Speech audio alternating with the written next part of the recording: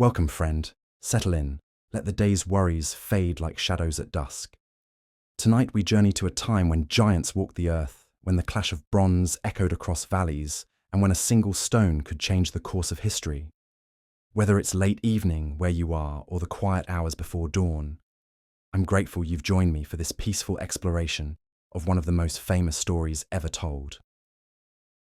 Before we begin, I'd love to know where in the world you're listening from and what time it is in your corner of the globe.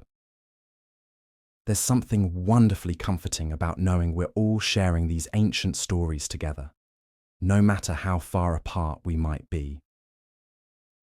If this kind of gentle storytelling helps you drift towards sleep, feel free to subscribe. We have many more biblical tales to explore in the quiet hours. Now dim the lights if you haven't already. Pull your blankets a little closer. Let your breathing slow and deepen. Tonight we're not just hearing about Goliath, we're walking in his sandals, seeing through his eyes, understanding what it might have been like to be the most feared warrior in all of Philistia. This isn't the story you learned in Sunday school. This is something quieter, more human, more real. So close your eyes now. Let the modern world dissolve around you. Feel the ancient dust beneath your feet. Taste the dry desert air. Hear the distant bleating of sheep on hillsides dotted with olive trees. You're no longer in your room, no longer in this century.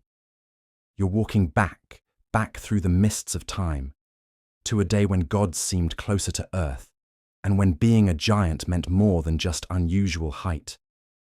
The sun hasn't yet touched the eastern hills when Goliath's eyes open in the pre-dawn darkness. It's not the gentle awakening of peaceful sleep, but the sudden alertness of a warrior who's learned that danger doesn't wait for convenient hours. For a moment, just a moment, he lies still on his sleeping mat, listening to the sounds of the camp stirring around him, the soft rustle of tent flaps, the low murmur of early conversations, the distant clank of armor being gathered and sorted. But even in these quiet seconds, Goliath feels the weight of what he is. The sleeping mat, woven strong enough for 3 ordinary men, barely contains his massive frame. His feet extend well beyond its edge, and when he shifts his weight, the wooden frame beneath creaks in protest. This is his reality, has always been his reality. Everything in the world built too small, too fragile, too insufficient for what he was born to be. He sits up slowly, careful not to let his head strike the tent's peak, though the pavilion was specially constructed to accommodate his extraordinary height. Even so, he must remain slightly hunched, shoulders curved inward like a man perpetually walking through doorways meant for smaller souls. The morning air carries the scent of cooking fires and leather oil, the familiar perfume of a military camp preparing for another day of war. Outside, he can hear his armor-bearer moving about, the young man who serves as both attendant and witness to Goliath's daily transformation from man to legend. The boy, for he seems little more than that despite his 20 years, has been with Goliath for 3 seasons now. Long enough to know the rituals, the precise order in which the great warrior prepares himself for battle, but not long enough to lose his awe at the sheer scale of everything involved. Goliath emerges from his tent like dawn breaking over a mountain. Even in the half-light, his silhouette dominates the space around him. He stands nearly 10 feet tall, his shoulders broad as a doorway, his arms thick as tree trunks. But it's not just his size that makes other warriors step aside as he passes. There's something in his bearing, a quiet confidence that speaks of countless victories, of spears broken against his shield, of enemies who fled at the mere sight of his approach. The camp is arranged in the orderly rows, favoured by Philistine military tradition, but Goliath's section stands apart both by necessity and by design. His tent is larger, his cooking fire burns in a pit that could roast a whole ox, and the space around his quarters is kept deliberately clear. Partly this is practical. The giant simply needs more room to move, to train, to exist. But partly it's psychological. Goliath is not just another soldier in the Philistine army. He is their champion, their secret weapon, their answer to any challenge that ordinary warriors cannot meet. As he walks toward the washing basin, specially crafted from bronze and large enough to serve as a small pond, Goliath's feet leave deep impressions in the sandy soil. His armor-bearer, a slight young man named Lami, hurries alongside, carrying folded cloths and a jar of oil that would be heavy for most men, but seems almost delicate in his careful hands. The washing ritual is one of the few moments of the day when Goliath allows himself something approaching vulnerability.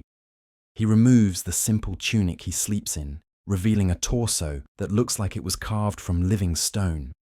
Scars crisscross his chest and arms, each one a story, a battle survived, a lesson learned in bronze and blood. Some are thin, white lines, barely visible against his sun-darkened skin. Others are thick and ropey, the kind that speak of wounds that should have been fatal, but somehow weren't. The largest scar runs from just below his left shoulder down across his ribs. A memento from his first major battle when he was barely 18 and still growing into his extraordinary size. A Judean warrior, desperate and clever, had managed to slip inside Goliath's guard with a curved sword. The blade had found its mark, opened him like a split pomegranate, and for long moments Goliath had felt his life flowing out onto the battlefield dirt. But giants, he learned that day, are harder to kill than ordinary men. The wound that would have dropped any other warrior became just another scar, another reminder that size alone was not enough. He needed skill, strategy, the kind of battle wisdom that could only be earned through pain and near defeat. From that day forward, no enemy had come so close to ending his story. The water in the basin is cold, drawn before dawn from the spring that feeds the valley. Goliath splashes it over his face and chest, the shock of it driving away the last wisps of sleep. He scrubs methodically, using a rough cloth to clean away the dust and sweat of yesterday's challenges. Even this simple act requires special consideration. The cloth, woven thick and strong, would serve as a small blanket for a normal-sized man. The soap, made from olive oil and ash, comes in bars the size of roof tiles. Lami stands ready with the oil, a mixture of olive and almond scented with herbs that help protect the skin during long hours under the desert's sun. The armor-bearer has learned to work quickly and efficiently, spreading the oil in smooth strokes that cover the vast landscape of Goliath's body. It's intimate work, requiring trust, and Goliath has grown fond of the young man's quiet competence. "The Israelites showed movement yesterday evening," Lami says softly as he works, his voice carefully neutral. "Scouts report they've been reinforcing their positions on the eastern ridge." Goliath nods, unsurprised.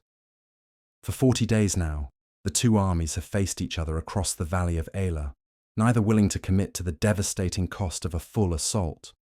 The Philistines hold the high ground to the west, the Israelites to the east, and between them stretches a no-man's land of scrub brush and scattered stones, where only the bravest or most foolish dare to venture. It's a stalemate that serves no one, least of all the farmers whose fields have become a battlefield, whose crops wither unharvested, while armies glare at each other across their ancestral lands. But breaking such a stalemate requires either overwhelming force or extraordinary courage, and both commodities are in short supply on either side. "Their God is said to be powerful," Lami continues, working oil into the muscles of Goliath's massive shoulders. The men whisper that he parted seas for them, brought down the walls of cities with trumpet blasts. "Gods are always powerful in stories," Goliath replies, his voice deep and measured. "It's their armies that concern me. How do they fight? How do they die? Do they flee when their front lines break, or do they stand and let themselves be slaughtered? These are the questions that matter." But even as he says this, Goliath feels a small flutter of something that might be unease. He's heard the stories too, tales that have travelled along the trade routes and through the marketplaces. The Israelites claim their God fights for them, that he has given them victory after impossible victory as they've carved their way into this land of milk and honey. Perhaps it's all exaggeration, the kind of boasting that all peoples do about their deities and their armies. Or perhaps not. Perhaps there really is something different about these people, something that makes them willing to face overwhelming odds with weapons that should be inadequate and tactics that should be suicidal. The thought doesn't frighten Goliath exactly.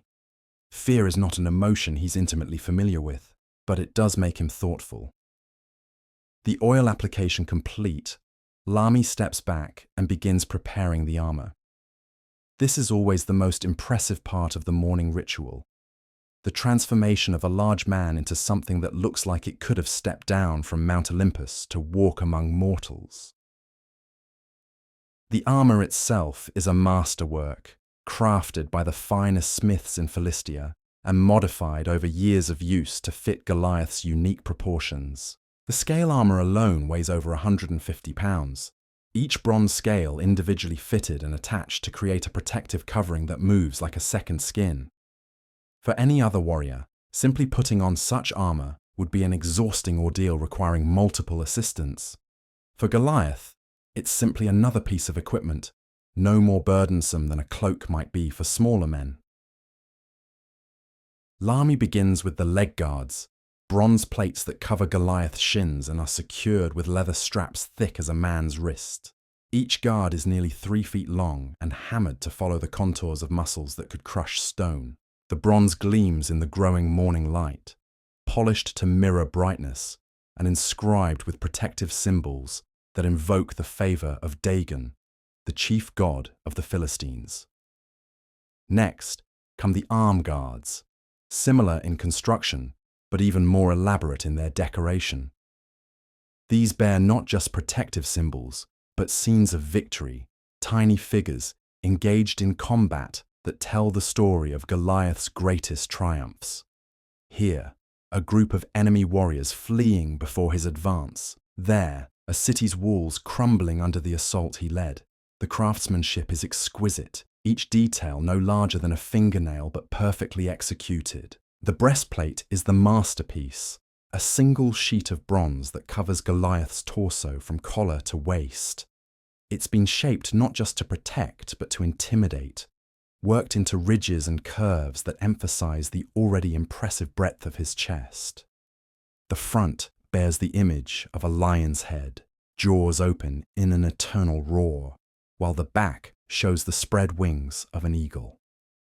Together, they proclaim what Goliath is: king of beasts, master of the sky, apex predator in human form. As each piece of armor is fitted and secured, Goliath feels the familiar sensation of becoming something more than human. The bronze doesn't just protect his body, it transforms his very presence. He becomes a figure of myth, a creature of legend, something that belongs more to stories told around fires than to the ordinary world of sheep and grain and market days. The helmet is last, and perhaps most important. Crafted to accommodate Goliath's massive skull, it rises nearly 18 inches above his head, adding to his already towering height. The bronze is worked into the likeness of a war eagle's head, the beak extending forward to cast his face in permanent shadow. Eye holes allow him to see clearly, but to his enemies, he becomes something inhuman, a bronze-faced god of war striding across the battlefield. Lami steps back to admire his work, and even after 3 years of this daily ritual, the young man's eyes still widen with something approaching awe. The transformation is complete. The man who woke in the tent has become Goliath of Gath, champion of the Philistines, the warrior whose very name causes enemy armies to reconsider their tactics. But beneath the bronze and leather, beneath the carefully cultivated legend, the man remains. And as Goliath looks out over the camp, watching his countrymen prepare for another day of stalemate, he wonders how long this war will drag on, how many more mornings he'll spend armoring himself for battles that never quite come. The Israelites are waiting across the valley, just as they have for 39 days before this one. Their God may be powerful, their cause may be just, but they seem no more eager for decisive action than the Philistines. Perhaps, Goliath thinks, it will take something dramatic to break this deadlock, something that will force one side or the other to commit fully to the test of arms. He reaches for his spear, the weapon that has become as much a part of his identity as his extraordinary height. The shaft is made from the trunk of a young cedar, straight and strong, nearly 8 feet long and thick as a man's arm. The spearhead is iron, not bronze, forged by a smith who claimed to have learned his craft from the gods themselves. It weighs 15 pounds alone, sharp enough to punch through armor, broad enough to create wounds that no healer can close. As his fingers close around the familiar weight of the spear, Goliath allows himself a small smile. Perhaps today will bring the challenge he's been waiting for.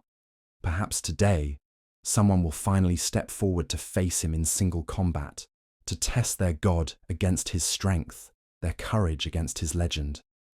The sun is fully up now, painting the eastern hills in shades of gold and amber.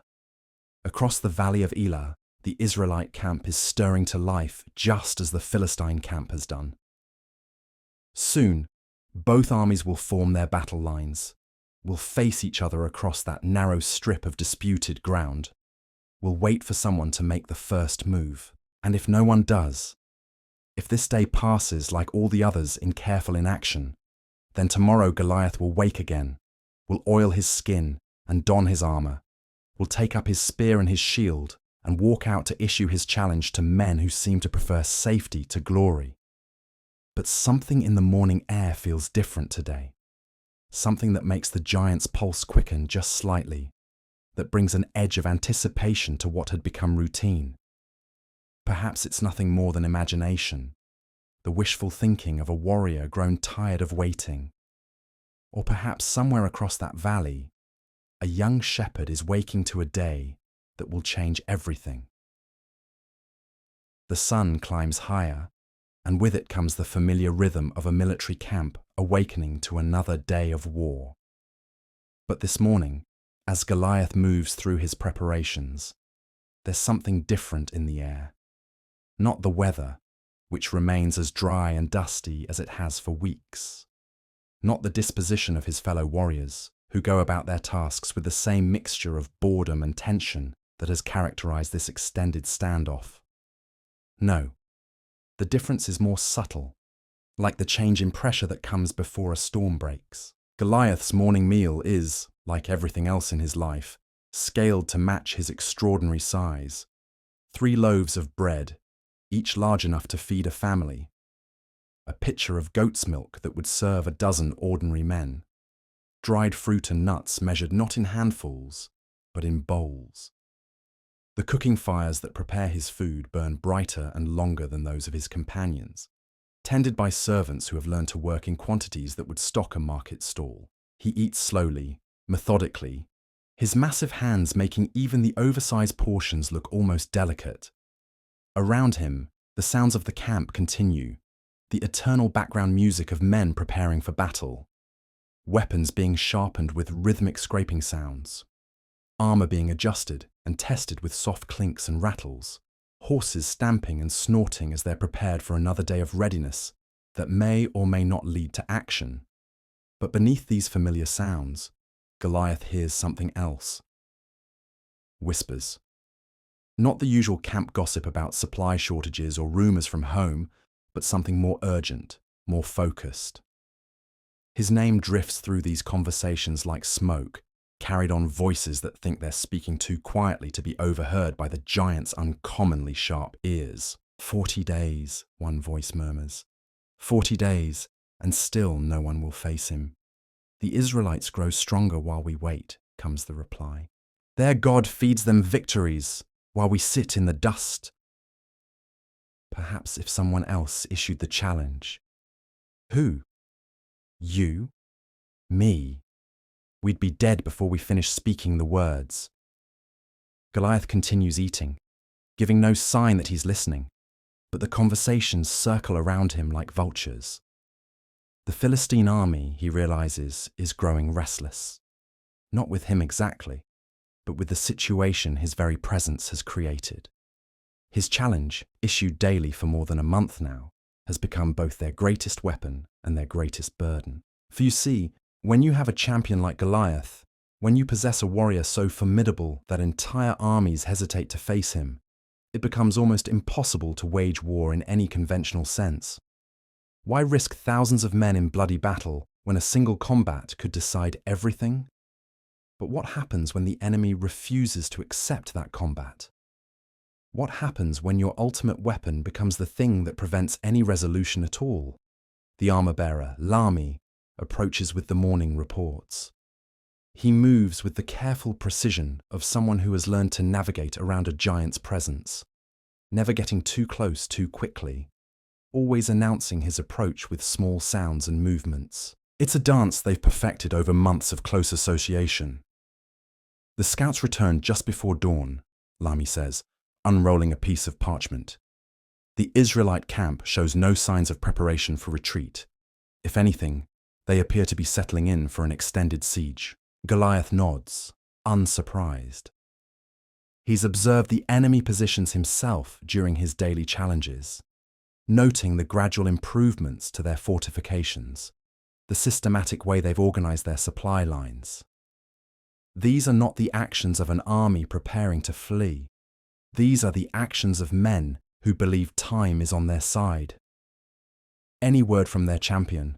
Goliath asks, though he already knows the answer. For 40 days he's walked into that valley, has stood in the space between the armies, has issued his challenge in a voice that carries across the hills like thunder.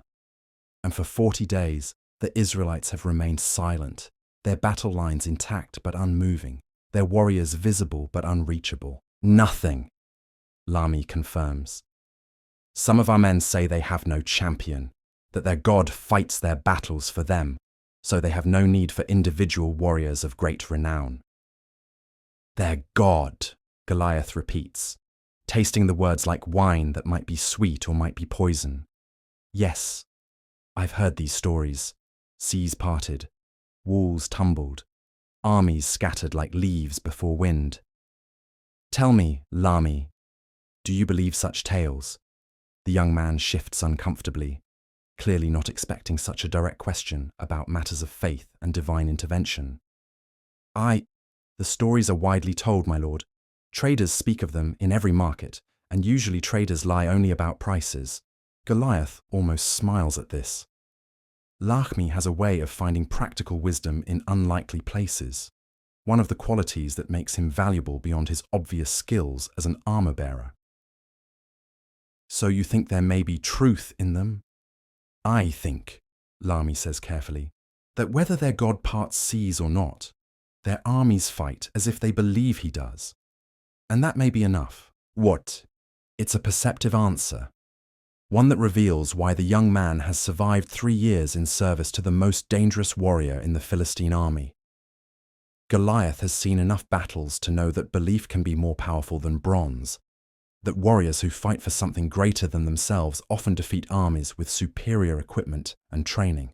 But he's also seen belief crumble under the pressure of real combat, watched religious fervor evaporate when spears begin flying and blood starts flowing.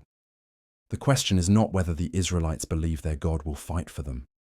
The question is whether that belief will hold when they're face to face with 10 feet of armored giant, wielding a spear that could split them in half. Prepare my weapons, Goliath says, finishing the last of his meal. Today feels different. Today, perhaps, someone will finally answer my challenge. Lami nods and moves toward the weapon rack, but Goliath catches something in the young man's expression, a flicker of something that might be concern. You have doubts about today? Not doubts, my lord. Just, have you considered what happens if someone does answer? What happens if the Israelites finally send a champion to face you? But it's a question that reveals the complexity of Goliath's position. Everyone assumes he wants combat, that he issues his daily challenges because he's eager for battle. But the truth is more nuanced. Yes, He wants to test himself against worthy opponents. Yes, he grows weary of the stalemate that his very presence seems to perpetuate. But he's also aware that single combat, by its very nature, carries risks that no amount of size or skill can completely eliminate. A lucky thrust, a moment's inattention, a stumble on uneven ground, any of these could turn victory into defeat in the span of a heartbeat. And if Goliath falls, if the giant champion of the Philistines dies in single combat, the psychological impact on both armies would be immense. His people would see it as a sign that their gods have abandoned them. The Israelites would see it as proof that their God is indeed more powerful than any earthly warrior. "I've considered it," Goliath says finally. But a warrior who spends too much time considering what might go wrong usually finds that those very thoughts make defeat more likely. Better to focus on what will go right. He stands, and even after years of witnessing it, Lami still seems impressed by the sheer scope of the movement. Goliath doesn't simply rise from his seat, he unfolds, section by section, like some great siege engine being assembled for war. First the torso, broad as a door and thick as a wall. Then the shoulders, each one capable of bearing loads that would break lesser men. Finally the head, crowned with its bronze helmet, rising to a height that makes nearby tent poles look like walking sticks. The sword comes next, secured to his side in a scabbard that required the hide of an entire ox to construct. The blade itself is nearly 4 feet long, forged from iron and inscribed with prayers to Dagon and Baal, the gods who have watched over Goliath's victories. It's not his primary weapon, the spear holds that honor, but it serves as both backup and symbol. Few warriors in either army could even lift it properly, let alone wield it in battle. The shield is last, and in many ways most important. Circular, made from bronze-reinforced wood, it spans nearly 5 feet in diameter and weighs almost as much as a grown man. Its face bears the image of a roaring lion, worked in bronze and inlaid with gold, surrounded by smaller images that tell the story of Philistine military might. Lions bringing down prey, eagles swooping on helpless victims, serpents coiled to strike. But it's not just the imagery that makes the shield formidable. It's the craftsmanship, the way every curve and angle has been calculated to deflect incoming weapons, the way the grip and balance allow even its enormous weight to be maneuvered with surprising grace. In Goliath's hands, it becomes not just protection, but another weapon, capable of crushing bones or stunning enemies with its sheer mass. Lami steps back as the final preparations are completed, his eyes moving over the giant's equipment with the professional attention of someone whose life depends on every strap being secure, every buckle properly fastened. "All is ready, my lord." Goliath nods and begins walking toward the edge of the camp, toward the valley where he will once again stand and issue his challenge to an enemy that has shown no inclination to accept it. His footsteps leave deep impressions in the sandy soil, and warriors step aside as he passes, not from fear, but from a kind of reverent respect. They watch him go. These men who have fought beside him in a dozen campaigns, who have seen him turn the tide of battles that seemed lost, who have followed him into situations where victory seemed impossible and emerged triumphant. To them, he is more than a fellow soldier. He is proof that their gods favor them, that their cause is just, that no enemy can stand against the might of Philistia. But as Goliath walks toward another day of unanswered challenges, he finds himself thinking about belief again, about the power of faith to transform ordinary men into something greater than themselves. The Israelites believe their God fights for them, and perhaps that belief makes them dangerous in ways that conventional military thinking cannot account for. Still, belief must eventually confront reality. Faith must face the test of bronze and iron, and when that moment comes, when someone finally steps forward to answer his challenge, Goliath intends to be ready. The morning sun is warm on his bronze armor, as he reaches the edge of the Philistine camp, where the ground begins to slope down toward the valley floor. Below him, the space between the armies stretches like an arena, dusty and empty, waiting for the drama that may or may not unfold. Somewhere across that divide, the Israelite army is watching, preparing, perhaps praying to their God for guidance. And somewhere among them, perhaps, is the man who will finally step forward to face the giant. Goliath allows himself one last look back at his own camp, at the familiar sight of his countrymen, preparing for another day of careful waiting. Then he begins his descent into the valley, each step bringing him closer to whatever fate awaits in the space between armies. The morning air carries the scent of dust and dried grass, the eternal perfume of contested ground, and beneath it all, barely perceptible but definitely present, is something else. Something that makes the giant's warrior instincts stir with anticipation. Today, he thinks, may finally be the day everything changes. The valley floor is cooler than the camp above, shaded by hills that catch the morning sun and hold it like cupped hands. Goliath's bronze-shod feet find their rhythm on the familiar path, each step a deliberate percussion that echoes off the surrounding slopes. The sound carries, as he intends it to. Let both armies hear him coming. Let them know that once again, their champion walks among them. As he moves deeper into the contested space, Goliath feels the weight of thousands of eyes upon him. Behind him, the Philistine battle lines stretch across the western ridge, a glittering serpent of bronze and iron that catches the light like scales. Ahead, though still distant, the Israelite positions mark the eastern heights with their own metallic gleam, though their equipment seems somehow different, less uniform perhaps, more improvised. The tools of farmers and shepherds pressed into military service. But appearances, Goliath knows, can deceive. Some of the most dangerous warriors he's ever faced looked least like soldiers. There was the Egyptian who'd worn simple linen and carried weapons that seemed almost primitive, until those same weapons had very nearly ended Goliath's story in the shadow of a forgotten temple. There was the Hittite champion who'd appeared at a border skirmish dressed like a merchant, right up until he'd demonstrated why 3 kingdoms had learned to fear his name.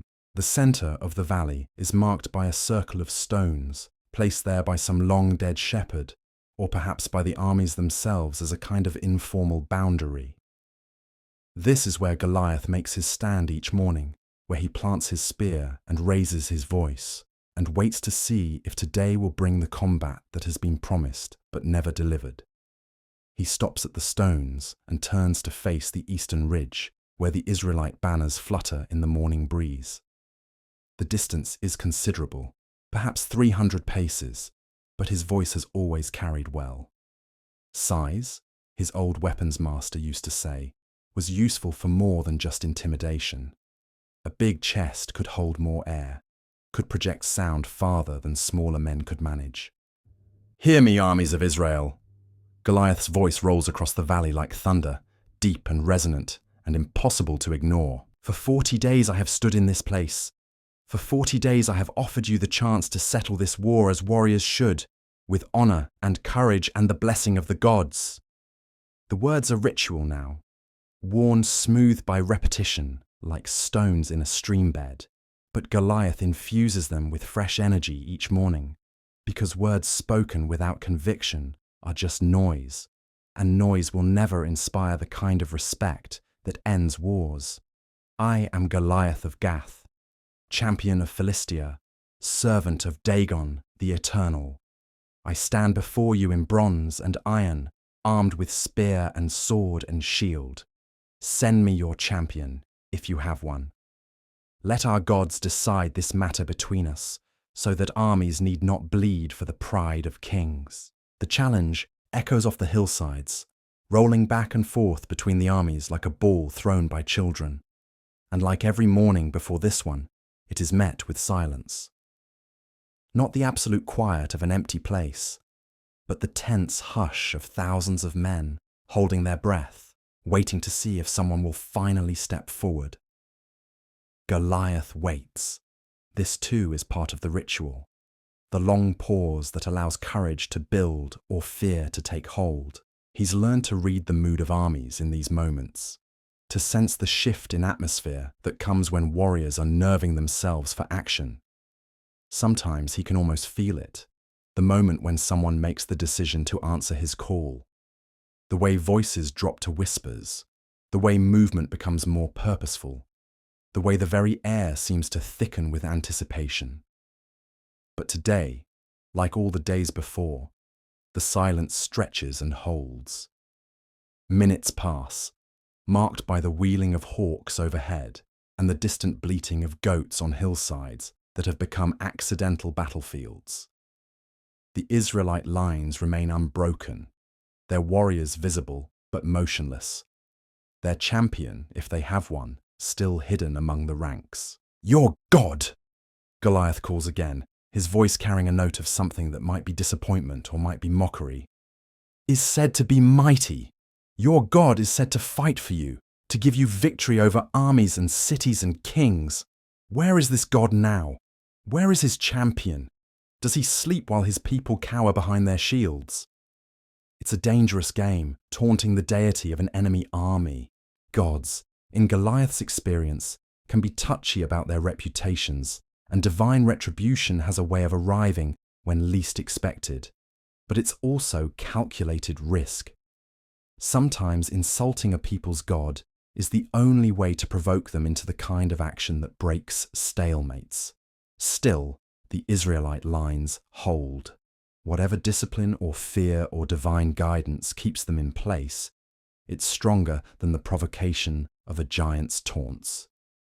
Goliath allows himself a moment of genuine puzzlement. In his experience, armies don't usually show this kind of restraint, especially armies fighting for their God and their homeland. Usually, someone's blood runs hot enough to override caution. The sun climbs higher, and with it comes the familiar weight of bronze armor heating under the desert sky. Goliath's skin, protected by the oil Lami applied this morning, doesn't burn easily, but the metal of his equipment begins to radiate warmth like a forge.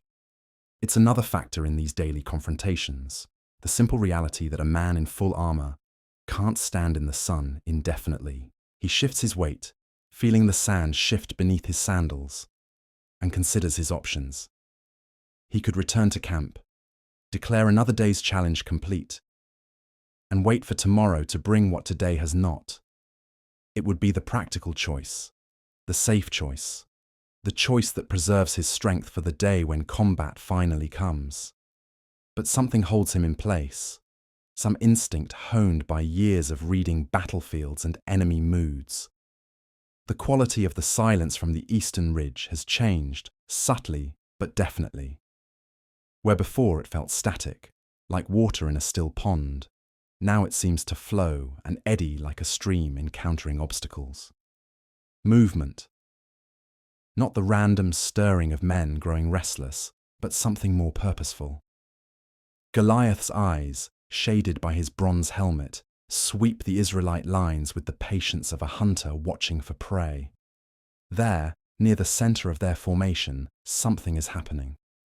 A gap opening in the ranks. Voices raised not in challenge but in what sounds almost like argument. And then, walking down the slope with the unhurried gait of someone who has made a decision and will not be turned from it, comes a figure that makes Goliath blink in surprise. It's a boy, or at least someone so young and slightly built that the distance makes him look like a child. He carries no armor that Goliath can see, no sword or spear or shield.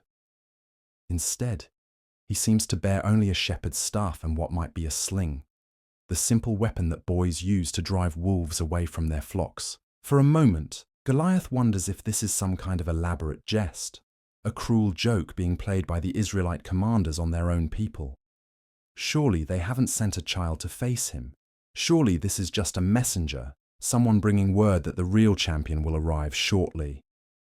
But the boy continues walking, and as he draws closer, Goliath begins to make out details that complicate his first impression.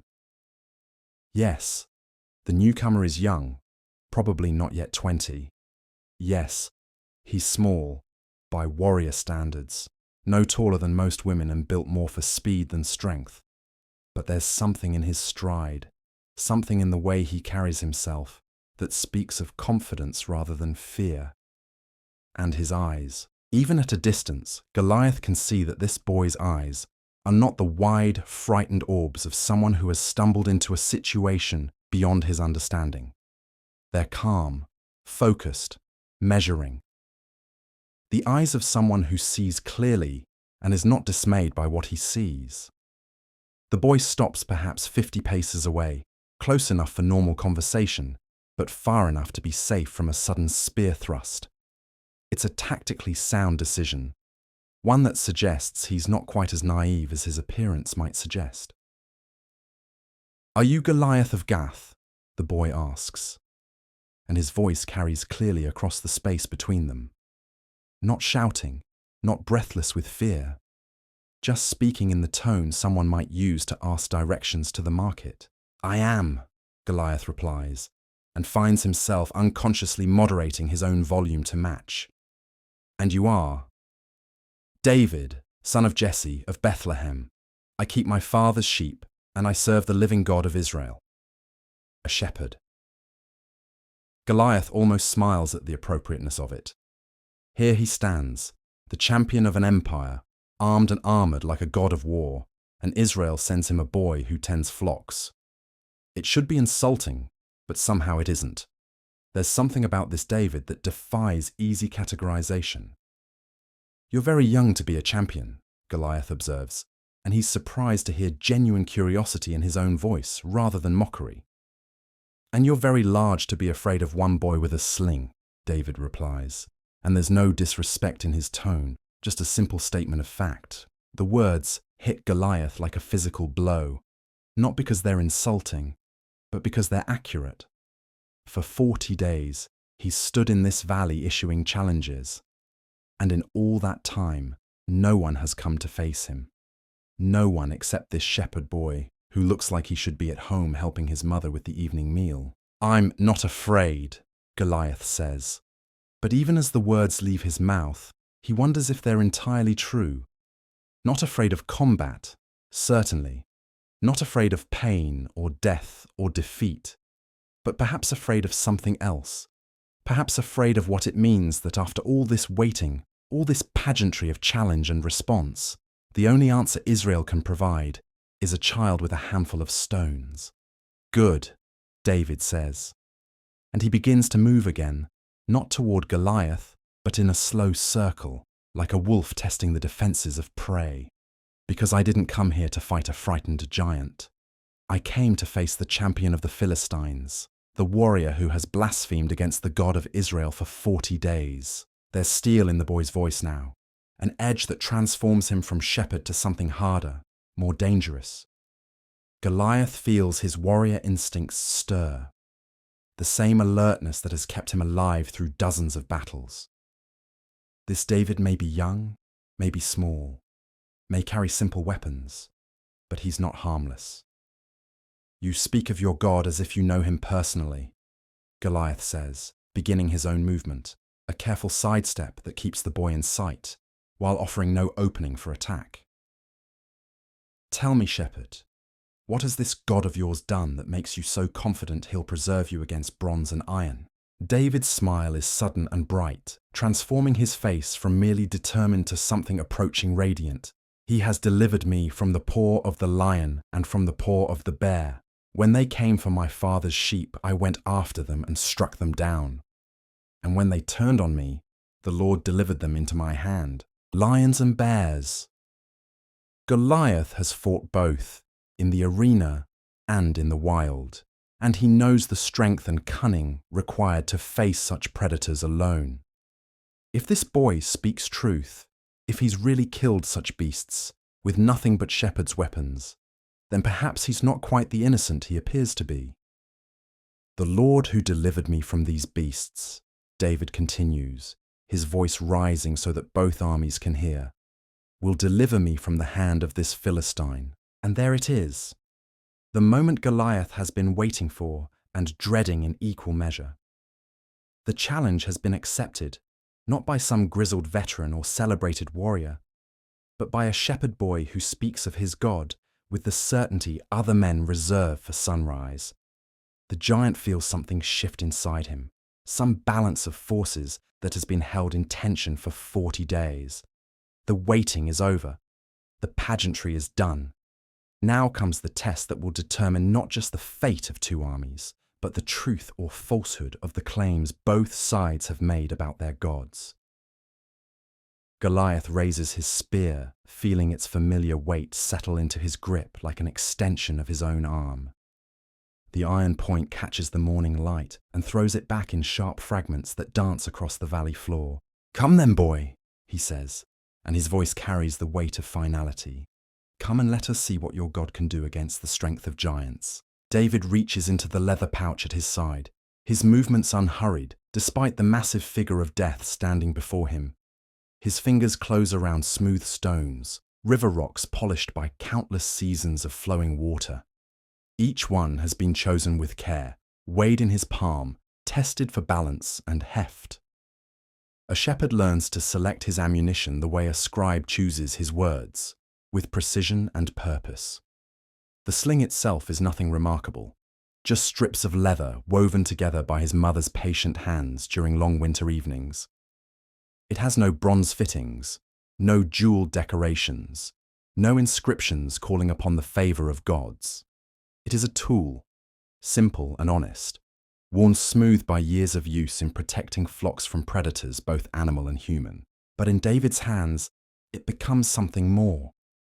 The leather strips seem to extend his reach, to magnify his strength, to transform the kinetic energy of his young body into something that can fly straight and true across impossible distances. He has used it to bring down wolves in full sprint, to strike hawks from the sky, to send messages of mortality to bears that thought shepherd boys were easy prey. Goliath watches this preparation with growing puzzlement. The boy's confidence hasn't wavered, hasn't even flickered, despite standing within spear's reach of the most feared warrior in 2 kingdoms. If anything, he seems more at ease now than when he first walked down the slope, as if the moment of decision has brought him not anxiety, but relief. "You mock yourself, boy," Goliath says, though his voice lacks the contempt such words should carry. "You stand before a champion of Philistia with shepherd's toys, and you speak as if victory is assured. Have you lost your mind along with your courage?" David looks up from his preparations, and again Goliath is struck by those eyes. They hold no madness, no desperate bravado, no fear masquerading as confidence. They are simply calm, as if this moment is part of some larger pattern that the boy can see, but the giant cannot. "You come against me with sword and spear and javelin," David says, his voice carrying clearly across the space between them. "But I come against you in the name of the Lord of hosts, the God of the armies of Israel, whom you have defied. This day the Lord will deliver you into my hand, and I will strike you down and cut off your head." The words should sound ridiculous coming from someone so young, so small, so obviously outmatched. But they don't. They ring with conviction, with certainty, with something that makes the hair on Goliath's arms rise beneath his bronze armor. This is not empty boasting. This is prophecy. "And I will give the carcasses of the host of the Philistines this day to the birds of the air and to the wild beasts of the earth." David continues, his voice rising to carry to both armies, "that all the earth may know that there is a God in Israel, and that all this assembly may know that the Lord saves not with sword and spear, for the battle is the Lord's, and he will give you into our hands." The silence that follows these words is different from the tense quiet that has marked their previous exchanges. This is the hush that comes before thunder, the stillness that precedes the storm. Even the wind seems to hold its breath, waiting to see how the gods will answer such bold declarations. Goliath feels something he hasn't experienced in years of warfare, something that takes him a moment to identify. Uncertainty. Not fear exactly, but the uncomfortable recognition that he may have misjudged this situation entirely. The boy speaks with the voice of absolute conviction, and in Goliath's experience, such certainty usually has a source. But what source could possibly justify such confidence in the face of such overwhelming odds? What god would promise victory to a shepherd boy facing a giant? What deity would stake its reputation on such an uneven contest? The thought sends a chill through Goliath despite the warming bronze of his armor. He has heard the stories, the tales that travel along trade routes and through marketplace gossip. Seas parted for these people, walls falling at the sound of trumpets, armies scattered like leaves before divine wind. He had dismissed such tales as the usual exaggeration that surrounds military victories. But what if they weren't exaggerated? What if the God of Israel really did fight for his people in ways that made conventional military wisdom irrelevant? What if strength and skill and bronze armor meant nothing when faced with divine intervention? David begins to move, not toward Goliath, but in a careful circle, the way a hunter might approach dangerous prey. His steps are light, almost dancing, and the sling moves in his hands like a living thing. The leather strips whisper through the air as he builds momentum, and Goliath realizes with growing alarm that the boy's movements are not random. They're tactical. Every step takes David to ground that favors his mobility while limiting Goliath's advantages. Every shift in position forces the giant to adjust his stance, to move his massive weight, to expend energy in simply tracking his opponent's location. It's the kind of sophisticated battlefield awareness that usually comes only with years of experience. "Stand still, boy," Goliath commands, raising his spear to a ready position. "Face me like a warrior, not like a rabbit fleeing from hawks." But David doesn't stop moving, doesn't slow his circling dance.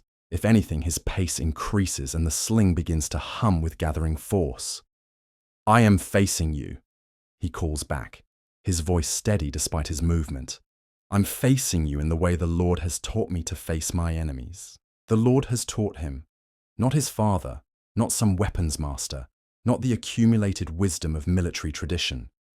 His God has been his instructor, his guide, his source of tactical knowledge. It's a claim that should sound blasphemous, but something in the boy's manner makes it seem simply factual. Goliath shifts his grip on his spear, feeling the familiar weight settle into the groove worn by countless hours of practice. The weapon that has never failed him, that has punched through armor and bone and the hopes of enemy champions, feels somehow less substantial than usual, as if the very air around it has grown thicker, more resistant to its passage. The thought is absurd, of course. Spears don't become less effective because young shepherds speak confidently about their gods. Bronze doesn't lose its hardness. Iron doesn't dull its edge simply because someone claims divine favor. These are physical realities, governed by laws that don't bend to wishful thinking or religious enthusiasm. And yet, something has changed in the valley. Something subtle but unmistakable, like the shift in light that comes when clouds pass over the sun. The very atmosphere seems charged with possibility, pregnant with the kind of energy that precedes lightning strikes. David's circling brings him to a position roughly 60 paces away, close enough for accurate stone casting, but far enough to avoid a spear thrust. It's perfect tactical positioning, and Goliath realizes, with grudging respect, that this boy has been thinking several moves ahead from the moment he walked down the slope. "Now," David says, and though he doesn't raise his voice, the word carries with crystalline clarity. "Now let all Israel know that their God is greater than giants." The sling becomes a blur of motion, leather strips moving so fast they seem to disappear entirely. There's no wind-up, no telegraphed preparation, just an explosion of controlled violence that sends a stone flying through the morning air like a comet seeking its destination. Goliath sees it coming. His warrior's reflexes, honed by decades of combat, track the projectile's path with the precision of a mathematician calculating trajectories. He has time to move, time to raise his shield, time to deflect or dodge or counterattack. He has faced arrows and javelins and thrown axes, has learned to read the flight of deadly objects and respond accordingly. But this stone flies differently than anything he's ever faced. It doesn't arc like a normal projectile, following the predictable curve of gravity's pull. Instead, it streaks through the air in an almost perfectly straight line, as if some invisible hand is guiding its path, correcting for wind and distance and the natural tendency of thrown objects to fall. More than that, it flies with a speed that defies explanation. Goliath has seen sling stones before, has faced warriors who use such weapons with considerable skill. But those stones travelled with the velocity that human muscles could provide, obeying the laws that govern mass and acceleration and the transfer of energy. This stone moves like lightning given substance, like divine wrath clothed in river rock. It closes the distance between shepherd and giant in what seems like an impossible fraction of time, giving Goliath just long enough to understand what is happening, but not long enough to prevent it. The impact when it comes is not what anyone might expect. There's no tremendous crash, no sound of stone meeting bronze in thunderous collision. Instead, there's a sharp crack, surprisingly delicate, like the sound of an egg breaking against a stone wall. The stone strikes Goliath in the center of his forehead, just above the eye holes of his bronze helmet, at the one small gap in his armor where flesh meets air. It's a target smaller than a man's palm, impossible to hit deliberately at such range, unless someone or something is guiding the projectile with supernatural precision. The giant doesn't fall immediately. For a moment that stretches like eternity, he stands frozen in place, his massive frame locked in the position it held when the stone found its mark. His spear remains upright in his grip, his shield steady on his arm, his bronze-shod feet planted firmly on the valley floor. But his eyes, those keen warrior's eyes that have tracked 1,000 enemies across 100 battlefields, have gone suddenly vacant, not closed, not rolled back, just empty, as if the mind behind them has simply stepped away from its post. Then, like a great tree finally succumbing to the woodsman's axe, Goliath begins to fall, not backward, as might be expected from the force of impact, but forward, as if his own weight has become too much for his legs to support. The bronze armor that has protected him through countless battles now becomes his burden, dragging him earthward with the inexorable pull of gravity. He lands face first in the dust of the valley floor, and the sound echoes off the surrounding hills like thunder rolling across the sky. Bronze meets earth with a crash that seems to shake the very foundations of the world, sending up clouds of dust that catch the morning light and hang in the air like incense offered to invisible gods. The silence that follows is absolute. The silence that follows, not the tense quiet of armies waiting for action, but the profound hush that comes when something impossible has just occurred before thousands of witnesses. It's the silence of minds struggling to process what eyes have seen, of worldviews cracking under the weight of evidence that contradicts everything previously believed possible. David stands where the stone left his sling, his young face reflecting not triumph but something closer to awe. He stares at the fallen giant with the expression of someone who has just witnessed a miracle, even though he was the instrument through which it was performed. His lips move in what might be prayer or might be simple wonder at the power of the God he serves. On both ridges, armies that have faced each other in stalemate for 40 days find themselves united in shock. Philistine warriors who have followed Goliath through a dozen campaigns stare at their fallen champion with expressions of disbelief so profound it borders on grief.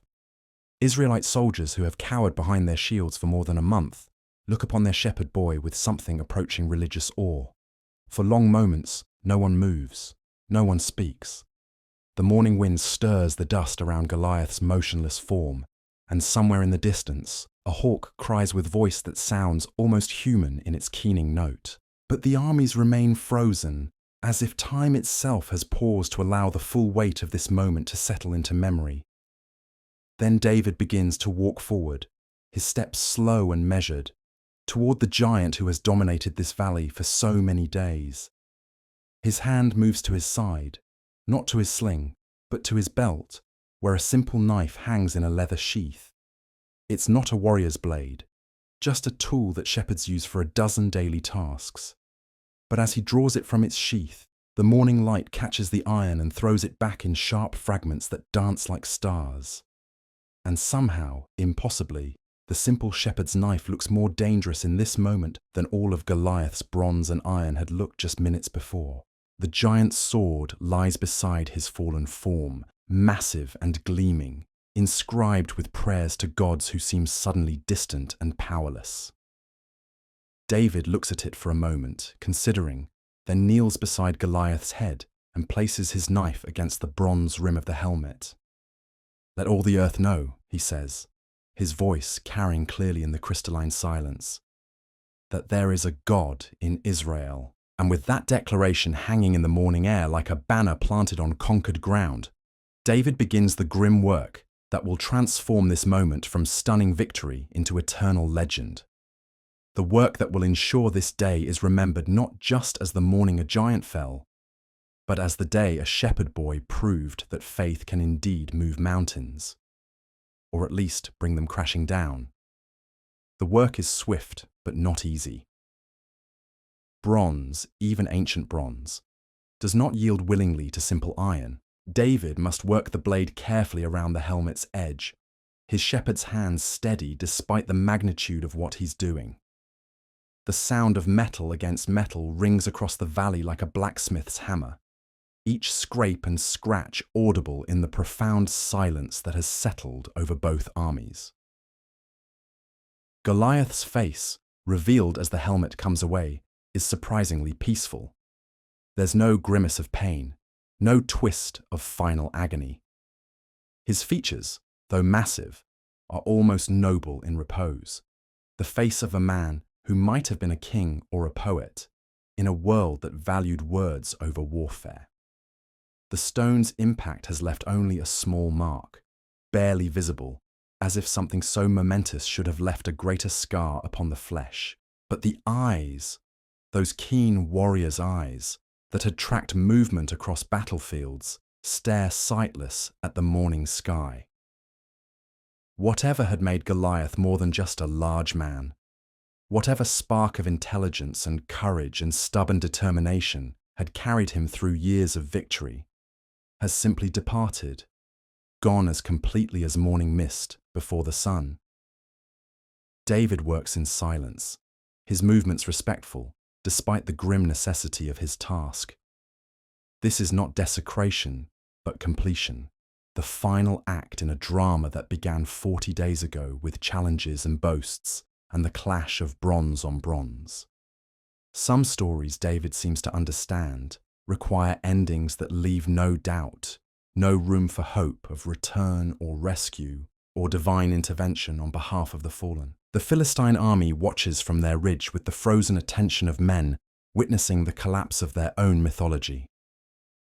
For years, decades even, Goliath has been more than their champion. He's been their assurance that their gods were stronger, their cause more just, their armies invincible when properly led. To see him fallen is to watch the very foundations of their faith crumble into dust. Some weep openly, tears cutting channels through dust and grime on faces that haven't known defeat in living memory. Others stand rigid as statues, their minds struggling to process what their eyes insist has happened. A few begin to back away from the ridge, as if distance might somehow undo what proximity has forced them to witness. But it's the silence that strikes deepest. These are men accustomed to the sounds of war, the clash and thunder of bronze armies meeting in collision. They know the music of victory, the songs that rise from throats flush with triumph. They know too the bitter harmonies of defeat, the way voices break when hope dies and retreat becomes the only wisdom. This silence is different. This is the quiet that comes when the world itself shifts, when the rules that have governed life suddenly reveal themselves to be suggestions rather than laws. This is the hush that falls when gods choose sides and make their preferences known in ways that leave no room for interpretation or debate. On the eastern ridge, the Israelite response is more complex, layered with emotions that have no easy names. There's joy, yes, but it's tempered by awe so profound it borders on fear. They've prayed for deliverance, have begged their God to fight for them, but perhaps none of them truly expected him to answer so dramatically, so decisively, so personally. They watched their shepherd boy, this David who had tended his father's flocks just hours ago, as he completes work that will echo through generations, yet unborn. Some whisper prayers of thanksgiving, others simply stare in wonder.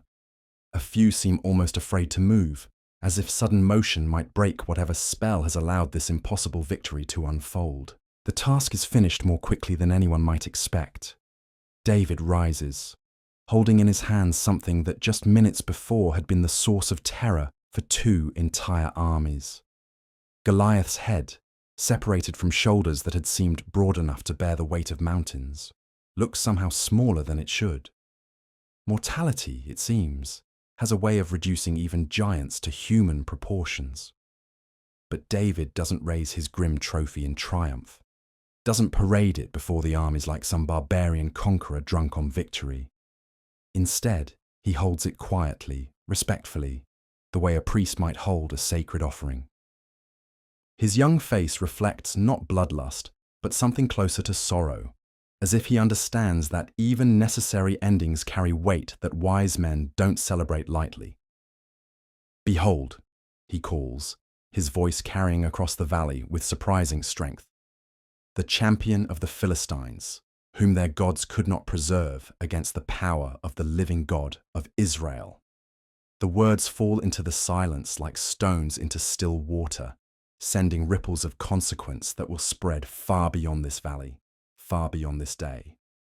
They mark not just the end of a battle, but the beginning of stories that will be told around fires for generations, carved into stone, sung in temples, whispered by mothers to children who dream of heroes. From the Philistine ridge comes a sound that starts low and builds like approaching thunder.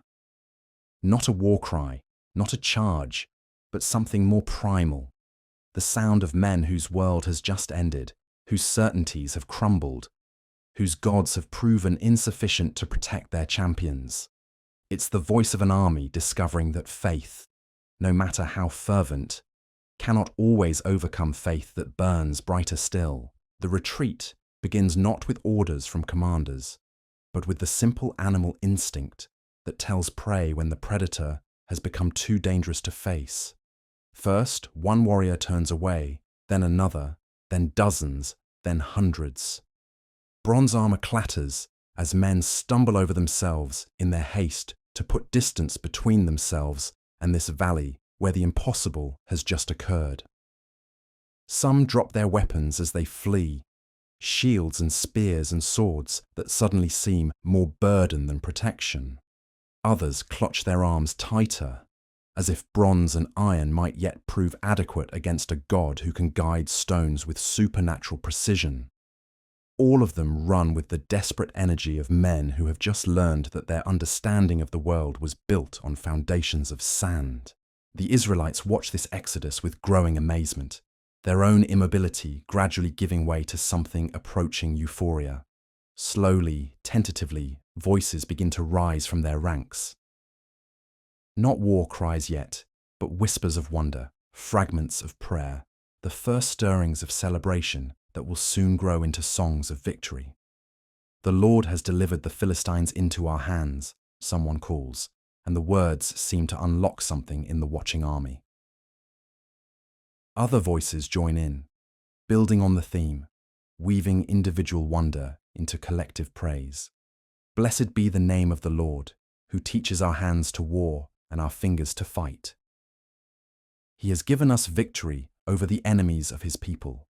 The God of Israel is mighty in battle." David stands in the center of it all, still holding his grim evidence of divine intervention. but his attention seems focused elsewhere. His eyes track the fleeing Philistine army with the calculating gaze of someone already thinking ahead to what comes next. Victory in single combat is one thing, but wars are larger than individual battles, and enemies who flee today may regroup tomorrow with reinforcements and new strategies. But that's tomorrow's concern. Today belongs to wonder, to the kind of awe that comes when heaven touches earth in ways that leave marks visible to human eyes. Today belongs to the recognition that the God of Israel is not merely the deity of shepherds and farmers, but the Lord of hosts who can reshape the course of history with a single stone guided by an invisible hand. The sun climbs higher, painting the valley in shades of gold and amber that make even the dust seem precious. The contrast between the morning's beginning and its current state is so profound it feels like witnessing the birth of a new world. Just hours ago, this had been a place of stalemate, of armies glaring at each other across an unbridgeable divide. Now it's become the stage for miracle, the ground where faith proved stronger than bronze. Gradually, carefully, the Israelite army begins to descend from their ridge, not charging, not pursuing their fleeing enemies, but moving with the reverent steps of pilgrims approaching a shrine. They come to see for themselves, to touch if necessary, the evidence of what their God has done through the hands of a shepherd boy who should have been home helping his father with the evening meal. They gather around David in ever-widening circles, their faces reflecting mixtures of joy and amazement, and something that might be fear. Not fear of their young champion, but fear of the God who has chosen him as his instrument. Fear of power so great it can transform the course of battles with weapons no more sophisticated than river stones. "How did you know?" one of the older warriors asks, his voice hushed with respect. "How did you know the stone would find its mark?" David looks up from where he's been quietly cleaning his simple knife, his young face thoughtful. "I didn't know," he says simply. "But I believed. The same God who delivered me from the lion and the bear promised to deliver me from this Philistine. I trusted his promise, trusted his promise." The words hang in the morning air like incense, carrying weight that seems disproportionate to their simplicity. Around the circle of warriors, men who have spent their lives learning the complexities of warfare, the sophisticated strategies of Bronze Age combat, the careful calculations that determine victory and defeat, nod slowly, as if profound wisdom has just been shared. Perhaps it has. Perhaps the deepest truths are always simple ones, dressed in words that children can understand, but that take lifetimes to truly believe. Perhaps faith really is as straightforward as David makes it sound. Just the willingness to act on promises that can't be proven until after they've been tested. The abandoned weapons of the Philistine army lie scattered across the valley floor like bronze flowers blooming in the dust.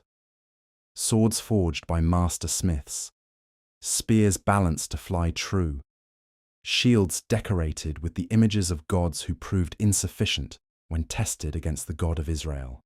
They represent wealth beyond the dreams of most men, enough bronze and iron to outfit armies or build temples or purchase kingdoms. But they also represent something else, something less tangible, but perhaps more valuable.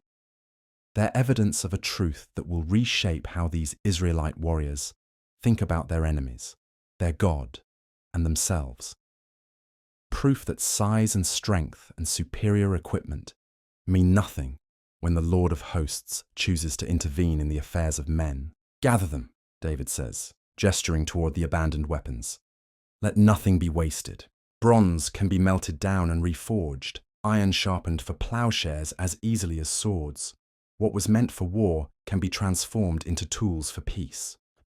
It's a prophet's vision wrapped in practical wisdom, the kind of forward thinking that transforms victories into foundations for better tomorrows. The warriors move to obey, but their movements are slow, almost ceremonial, as if they understand they're not just collecting abandoned equipment, but gathering the physical remnants of a miracle. Some of the weapons are magnificent beyond description, works of art as much as tools of war. Swords with hilts wrapped in gold wire, spears whose points are inscribed with prayers to Philistine gods, shields whose bronze faces tell stories of victories that now seem hollow in light of this morning's events. They represent generations of craftsmanship, centuries of accumulated skill in the arts of metallurgy and war, but they couldn't preserve their wielders when faith met bronze in single combat. They couldn't compensate for the absence of divine favor when stones flew with supernatural accuracy. They are beautiful, valuable, impressive in their way, but ultimately insufficient against power that flows from sources beyond human comprehension. As the collection continues, David walks among his countrymen with quiet authority, offering encouragement here, practical advice there, always moving with the unhurried confidence of someone who has just witnessed the hand of God at work. He doesn't boast about his victory, doesn't claim credit for skills that clearly came from beyond his own abilities. Instead, he points always back to the source, to the God who guided the stone and preserved the striker. Remember this day, he tells them, his young voice carrying the weight of prophecy. Remember that our God is mighty to save, whether by many or by few. Remember that he chooses the weak things of the world to confound the mighty, the foolish things to shame the wise. All the words resonate with truth that goes beyond military strategy or tactical advantage. They speak to something deeper, something that touches the eternal questions that haunt human hearts in every age. Questions about power and weakness, about wisdom and folly, about the nature of strength and the sources of victory. Around them, the valley continues its transformation from battlefield to memorial, from place of stalemate to site of miracle. The dust that has been stirred by fleeing armies and gathering Israelites begins to settle, revealing the contours of ground that will be remembered long after the men who witnessed this day have returned to dust themselves. The sun reaches its zenith, painting everything in the harsh, clear light of desert noon. In this illumination, details become sharp, edges defined, colors vivid. The blood on David's simple knife catches the light like rubies. The bronze of abandoned armor gleams like captured fire. The very air seems to shimmer with residual energy from events that have bent the normal course of history into new shapes. And somewhere in the distance, growing fainter with each passing hour, the sound of the Philistine retreat continues. An army that had seemed invincible this morning now flees like leaves before autumn wind, carrying with them news that will shake the foundations of every kingdom that hears it. News that the God of Israel has champions who fight with stones and faith, and that such weapons are more deadly than any bronze or iron ever forged. The day is far from over, but its most important work is complete. The giant has fallen, the armies have learned new truths about power and faith, and a shepherd boy has become something more than he was when morning first broke over the eastern hills. What comes next will be shaped by what has already occurred, but that's tomorrow's story. Today belongs to wonder, to the kind of awe that comes when the impossible reveals itself to be simply another way that God chooses to work in the world he created. Today belongs to David, son of Jesse, keeper of sheep, servant of the living God. Today belongs to the truth that giants, no matter how large, are no match for stones guided by divine precision and thrown by hands that trust in promises older than empires. The afternoon sun beats down mercilessly on the valley of Elah, transforming the battlefield into a furnace of shimmering heat and settling dust. But the physical discomfort seems insignificant compared to the weight of what has just occurred. The impossible has become reality. The unthinkable has unfolded before thousands of witnesses, and the world itself feels different somehow, as if the very laws that govern strength and weakness have been quietly rewritten. David remains at the center of it all, but he's no longer the unknown shepherd boy who walked down the slope this morning. Word travels faster than fleeing armies, and already messengers are racing toward Jerusalem, toward the court of King Saul, carrying news that will echo through palaces and peasant hovels alike. The boy who kept his father's sheep has become something larger, something that will require new words to properly describe. But if the transformation weighs on him, David doesn't show it. He moves among the gathering Israelite warriors with the same quiet confidence he displayed when facing Goliath, offering practical guidance about collecting the abandoned weapons, ensuring that the wounded are tended, organizing the systematic search of the valley floor for anything of value. It's the methodical approach of someone accustomed to responsibility, to making sure that details are handled properly, even when larger events demand attention. Leave nothing behind, he tells the men working to gather spears and shields. What the enemy abandoned in fear can serve our cause in peace. Bronze that was meant to spill our blood can be reforged into tools that feed our families. There's wisdom in the words that goes beyond mere practicality. David seems to understand instinctively that victories must be transformed into lasting benefits, that moments of triumph need to be converted into foundations for better tomorrows. It's the kind of long-term thinking that marks natural leaders, men who see beyond the immediate crisis to the deeper patterns that shape the fate of nations. The collection reveals treasures that make seasoned warriors gasp in amazement. Swords whose hilts are wrapped with silver wire and studded with precious stones. Spears whose bronze points gleam like captured sunlight, inscribed with symbols that invoke the protection of gods who proved insufficient when tested. Shields decorated with scenes of victory that now seem hollow, meaningless, relics of a confidence that crumbled with a single stone's flight. But perhaps the most valuable discovery is not metallic. Among the scattered possessions of the fleeing army, the Israelites find scrolls, maps, documents that reveal Philistine military plans and strategies, supply routes, troop movements, the locations of fortified cities and vulnerable outposts. Information that could reshape the entire balance of power in the region. Intelligence that makes this victory more than symbolic. Their commanders were thorough, observes one of the older warriors, unrolling a map that shows Philistine positions throughout the coastal plain. They planned to sweep inland once they broke our resistance here. These documents show the whole campaign. David studies the maps with the same focused attention he'd given to selecting stones for his sling. His finger traces routes and positions, calculating distances and defensive possibilities with the natural tactical sense that has already proven itself once today. They still may try, he says quietly. Defeat in single combat doesn't end wars. It only changes their character. It's a sobering reminder that this morning's miracle, profound as it was, represents only one chapter in a larger story. The Philistines remain a formidable enemy, their cities still strong, their armies still numerous. What has changed is not their military capacity, but their confidence, their sense of divine favor, their belief that their gods guarantee victory over the upstart tribes of Israel. And perhaps that change is more significant than any number of captured weapons or tactical advantages. Armies that doubt their gods tend to doubt themselves, to see omens of defeat where once they saw signs of victory.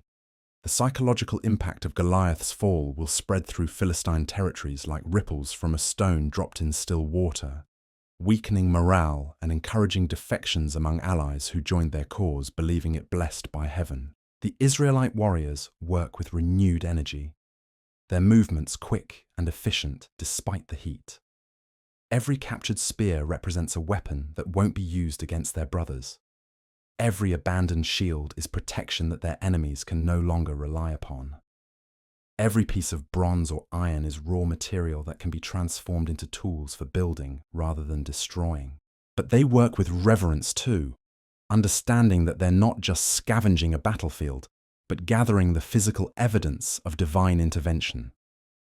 These weapons weren't simply dropped by fleeing soldiers. They were abandoned by men who had witnessed their champion fall to powers they couldn't comprehend, who had seen their most sacred assumptions shattered by a shepherd boy with a handful of stones. "My father will not believe this," one young warrior says, hefting a sword that's worth more than his family's annual income. When I tell him that David brought down Goliath with a sling, he'll think the sun has addled my wits. Then show him this, David replies, lifting one of the giant's bronze arm guards. The piece of armor is so large it could serve as a shield for most men, so heavy it requires 2 hands to lift comfortably. Show him what manner of enemy the Lord delivered into our hands, and let the evidence speak for itself. The arm guard is indeed impressive, crafted by master smiths and decorated with scenes of mythical battles. Lions bringing down prey, eagles swooping on helpless victims, serpents coiled to strike. The imagery is meant to intimidate, to remind enemies of the predatory nature of those who wear such protection. But now it serves a different purpose, becoming testimony to the power of faith over fear, of divine guidance over human strength. As the afternoon progresses, the character of the gathering changes. What began as a practical exercise in battlefield cleanup gradually transforms into something more ceremonial. Warriors who have finished their assigned tasks don't simply return to camp. They linger, reluctant to leave this place where the impossible became possible.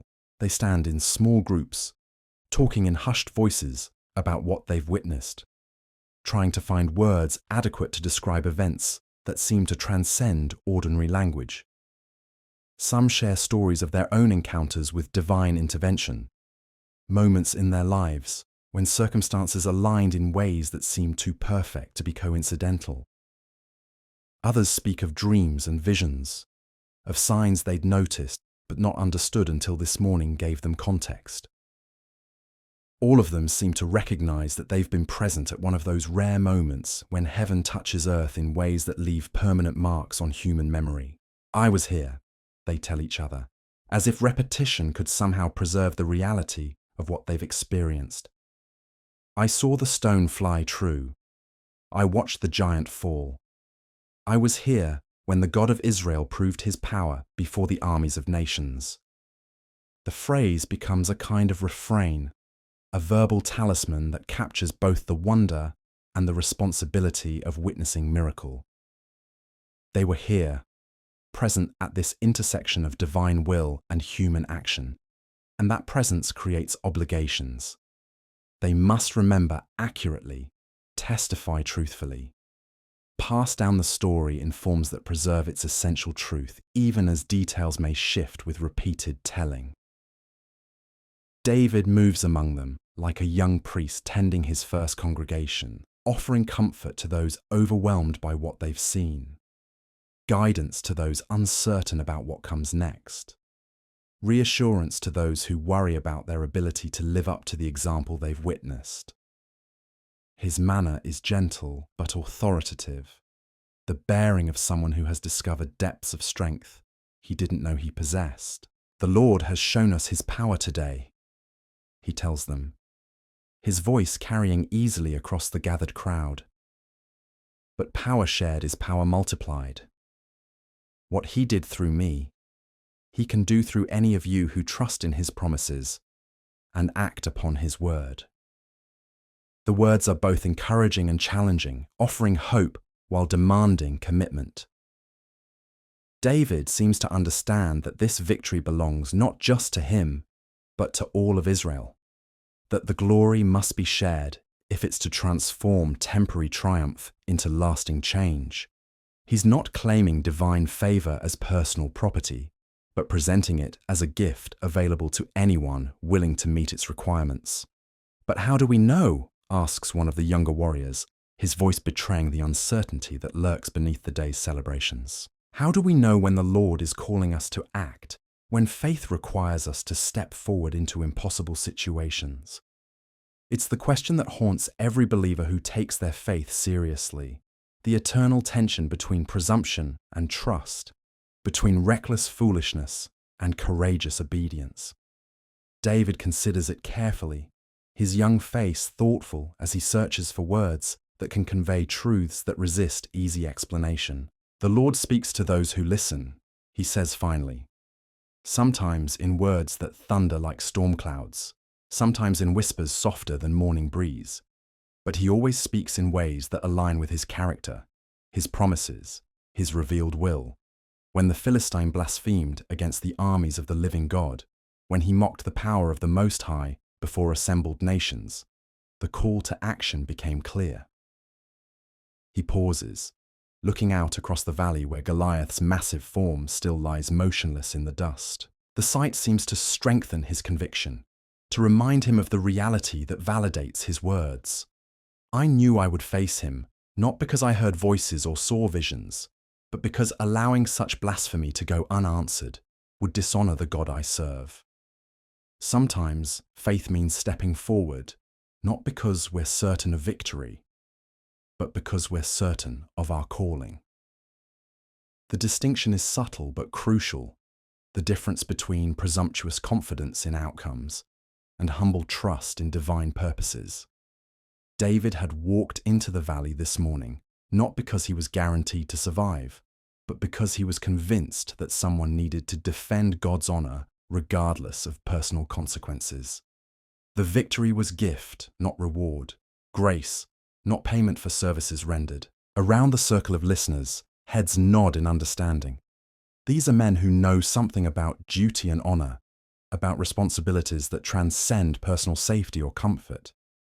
They've all faced moments when conscience demanded action, despite uncertain outcomes, when doing right mattered more than doing well. David's explanation resonates because it connects divine calling to human experience in ways they can comprehend. The sun begins its descent toward the western hills, painting the valley in softer hues that make even the aftermath of battle seem peaceful. Long shadows stretch across ground that this morning had witnessed the clash of faith and force, transforming the harsh landscape of confrontation into something approaching beauty. It's as if the very earth is beginning to heal from the violence it has absorbed, to transform the memory of conflict into something that can nurture rather than destroy. But the peace is temporary, and everyone present knows it. Word of this victory will spread beyond Israel's borders, will reach the courts of kings and the councils of generals, will inspire hope among some and fear among others. Enemies will plot revenge, while allies will seek advantage, and the shepherd boy who brought down a giant will find himself at the center of political currents he's only beginning to understand. For now, though, such complications belong to tomorrow. Today belongs to wonder, to the kind of awe that comes when ordinary people witness extraordinary intervention in the natural order of things. Today belongs to the recognition that the God of Abraham, Isaac, and Jacob is not merely the deity of shepherds and farmers, but the Lord of hosts who shapes the destiny of nations through instruments of his own choosing. The abandoned weapons have been gathered, the valuable documents secured, the wounded tended. The practical work of victory is largely complete. But the deeper work, the transformation of hearts and minds that will determine whether this triumph becomes foundation or footnote, has only just begun. David stands once more at the center of the valley, but now he's surrounded by hundreds of his countrymen rather than facing a single enemy. The stone that brought down Goliath has been carefully preserved, wrapped in cloth and placed in a leather pouch that will travel with him wherever his path may lead. Not as a trophy of personal achievement, but as a reminder of divine faithfulness, physical evidence that the God of Israel keeps his promises to those who trust in his power. Tomorrow brings new challenges, he tells the assembled warriors, his voice carrying the authority that comes from proven courage. New enemies will rise, new obstacles will appear, new tests of faith will present themselves. But today has shown us that no challenge is too great when the Lord fights for his people. He lifts the giant's sword, the massive blade that had been forged to end his life, but now serves as symbol of divine reversal. In his hands it looks almost manageable, though everyone present knows it weighs more than most men can comfortably lift. The irony is not lost on anyone. The weapon meant to destroy Israel's champion now belongs to him, transformed from instrument of death into trophy of life. This sword was made to kill the servants of the living God, David continues, his voice growing stronger as he speaks. But the Lord has a way of turning the weapons of our enemies into tools for his glory. What was meant for our destruction becomes the means of our deliverance. The words carry implications that extend far beyond military metaphors. They speak to the deeper patterns of divine providence, the way God can transform even the most hostile circumstances into opportunities for blessing. They offer hope to anyone who has ever felt overwhelmed by forces beyond their control. Anyone who has wondered whether divine purposes can survive human opposition. As the afternoon shadows lengthen and the heat begins to ease, the Israelite army starts its gradual return to camp. They move slowly, reluctantly, like pilgrims leaving a shrine where they've encountered the sacred. Many carry pieces of captured equipment, but all carry something more valuable. The memory of a day when faith proved stronger than bronze, when trust in divine promises overcame every earthly advantage. They'll return to families who will struggle to believe their accounts, to communities that will demand proof of claims that sound too extraordinary to be true.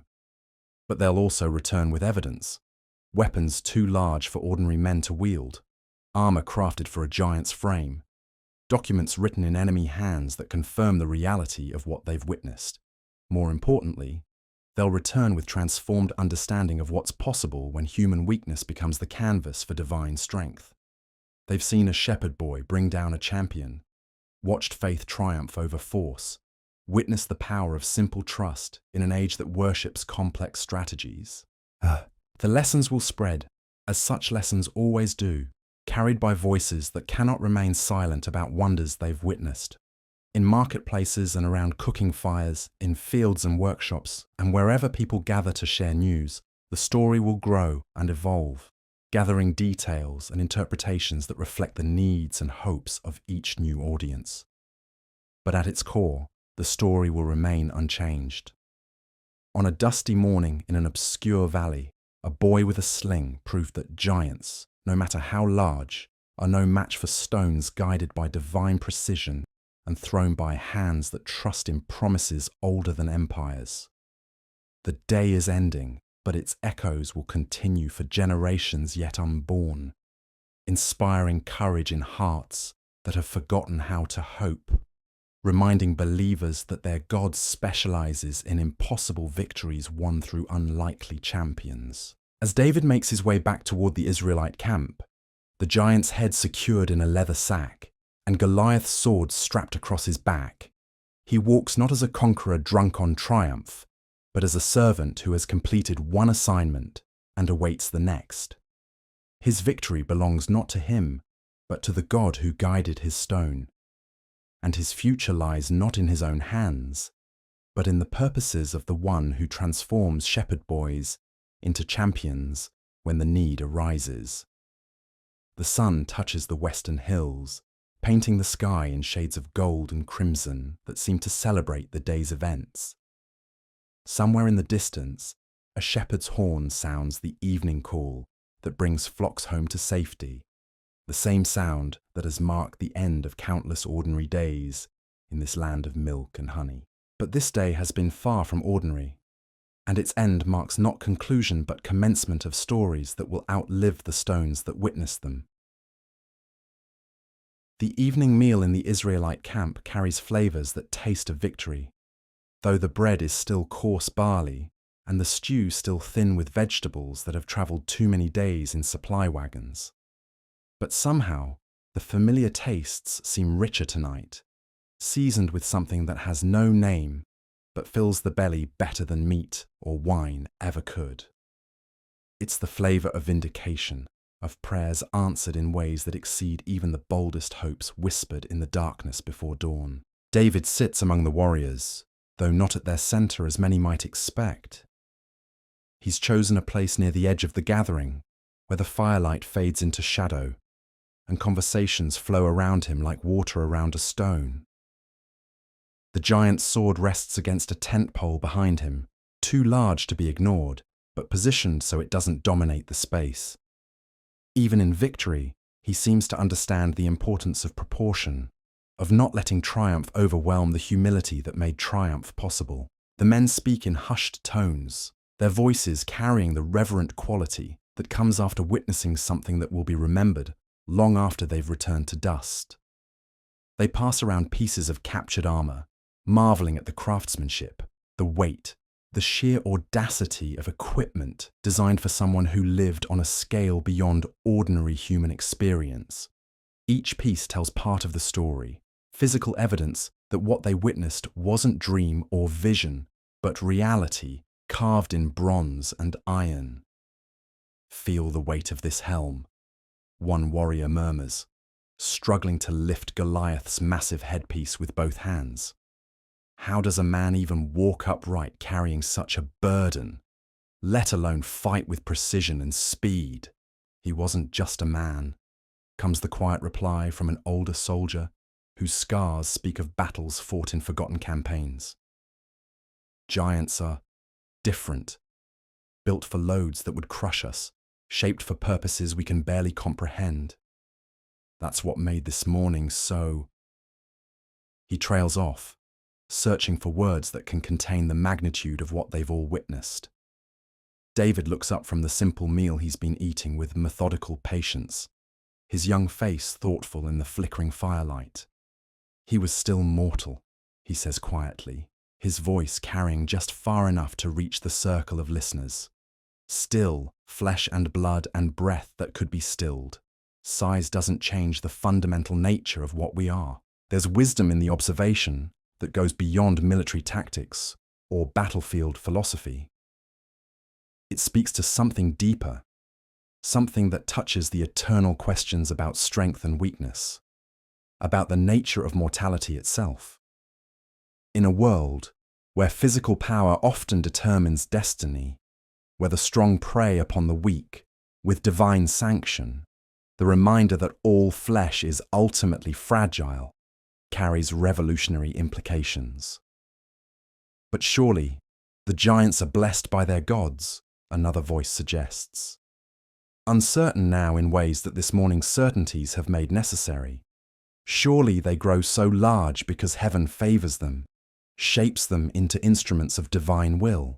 David considers this carefully, his fingers absently working at a knot in his shepherd's staff, while his mind wrestles with questions that have troubled wise men since time began. Around him, the conversations gradually quiet as warriors lean closer to hear his response, drawn by something in his manner that suggests depths of understanding they're only beginning to fathom. "I think," he says finally, his voice gentle but certain, "that size and strength are gifts that can serve any master. A giant's arm can build temples or tear them down, can protect the innocent or crush them, can serve gods of justice or gods of war. What matters isn't the gift, but the heart that guides its use." He pauses, looking out beyond the circle of firelight toward the valley where Goliath's body still lies cooling under the desert stars.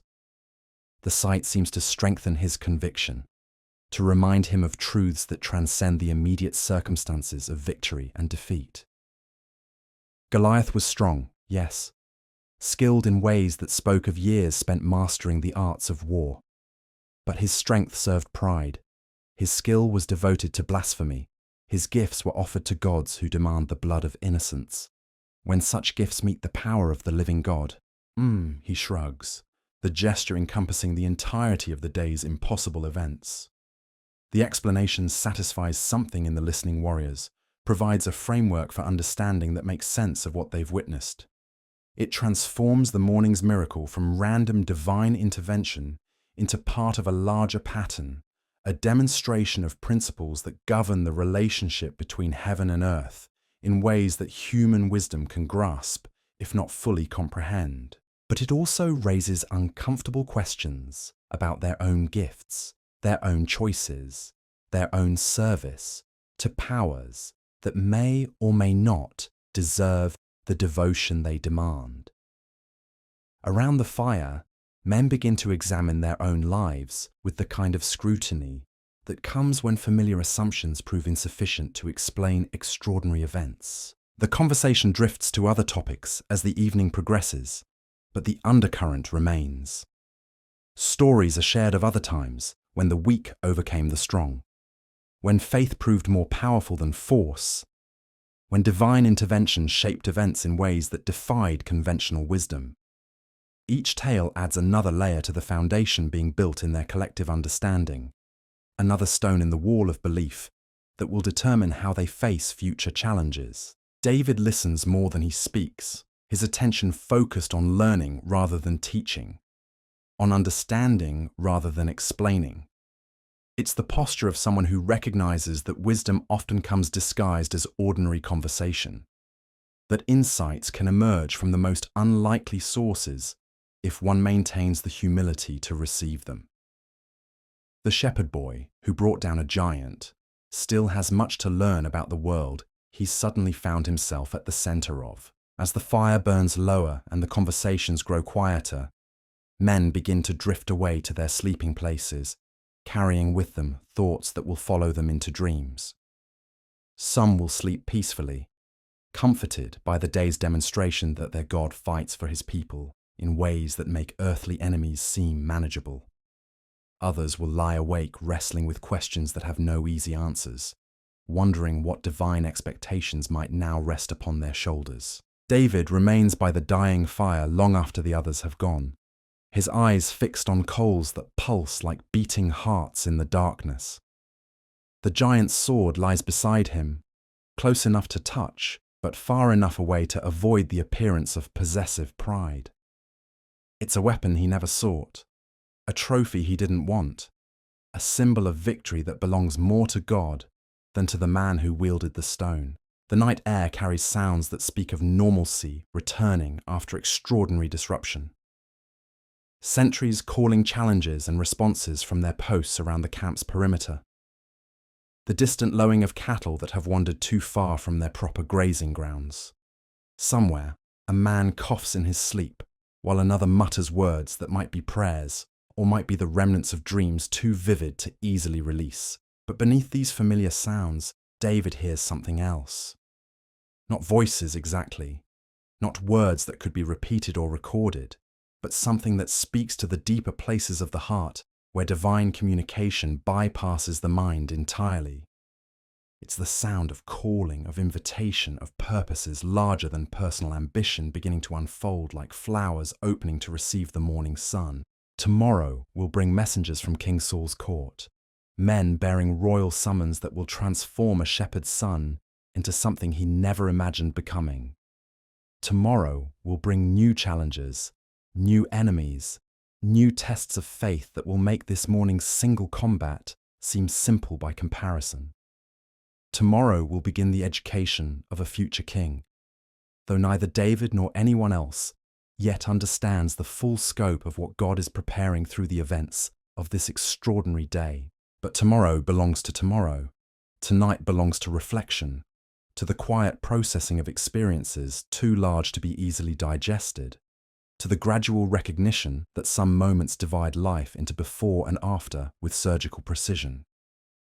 Tonight belongs to the understanding that answering one divine call inevitably leads to others, that faithfulness in small things prepares the heart for responsibilities that dwarf personal imagination. The last embers fade to ash, and David finally rises to seek his own rest.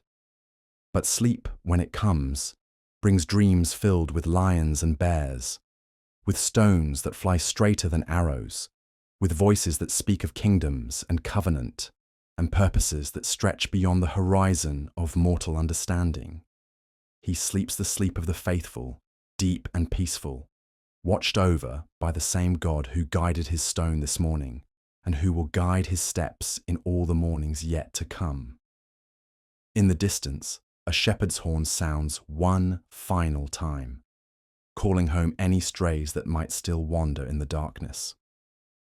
It's the same sound that has marked the end of countless ordinary days in this land of promise and peril, the eternal rhythm of protection offered to those wise enough to heed the call. But this day has been far from ordinary, and its echoes will continue long after the horn falls silent and the stars wheel toward dawn. The giant has fallen. The armies have learned new truths about power and faith, and a shepherd boy has discovered that stones guided by divine precision can indeed bring down mountains, or at least the giants who think themselves as immovable as mountains, until faith and a river rock teach them otherwise. The night deepens, and across the valley, the body of Goliath of Gath lies still beneath the desert stars, testimony to the truth that no champion, however mighty, can stand against the purposes of the living God, when those purposes find expression through hearts willing to trust promises older than empires and surer than bronze. Morning comes slowly to the valley of Elah, seeping across the landscape like honey poured from a careful hand. The air carries the scent of cooling bronze and settling dust, the lingering perfume of a battlefield where the impossible became possible and giants learned the weight of mortality. David wakes not with the sharp alertness of a warrior expecting danger, but with the gentle stirring of someone whose sleep has been watched over by hands that shape the stars. The camp around him breathes with the rhythm of men who've witnessed miracle and lived to remember it. Some still mutter in their sleep, their dreams haunted not by nightmares, but by the echo of stone meeting flesh, by the sound of bronze armor crashing to earth like thunder rolling across distant hills. Others lie still as carved stone, their rest so profound it seems they've borrowed peace from the very angels who sang when David's sling found its mark. He rises carefully, mindful not to disturb the sleeping forms around him, and steps out into the pre-dawn darkness. The stars above seem brighter somehow, as if yesterday's events have polished the sky itself to a keener brilliance. Or perhaps it's simply that his eyes have been opened to wonders that were always there, waiting for someone with the faith to see them clearly. The giant's sword still leans against the tent pole where he left it, catching starlight along its massive edge. In the quiet hours before dawn, it looks less like a weapon and more like a monument, a marker placed at the intersection of human ambition and divine purpose. Tomorrow, King Saul's messengers will arrive to escort him to Jerusalem, to the palace where shepherd boys become something larger than themselves. But tonight, these final hours belong to the boy he's always been, to the keeper of sheep who learned that protecting flocks sometimes means facing monsters. He walks to the edge of the camp, where sentries nod respectfully as he passes, their eyes carrying the kind of reverence usually reserved for prophets or kings. It's a burden he doesn't yet fully understand, this weight of other people's expectations, this responsibility that comes with being chosen as heaven's instrument.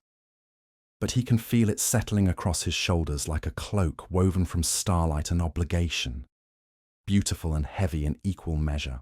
The valley below lies peaceful in the pre-dawn hush, transformed from arena of combat into something approaching sacred ground.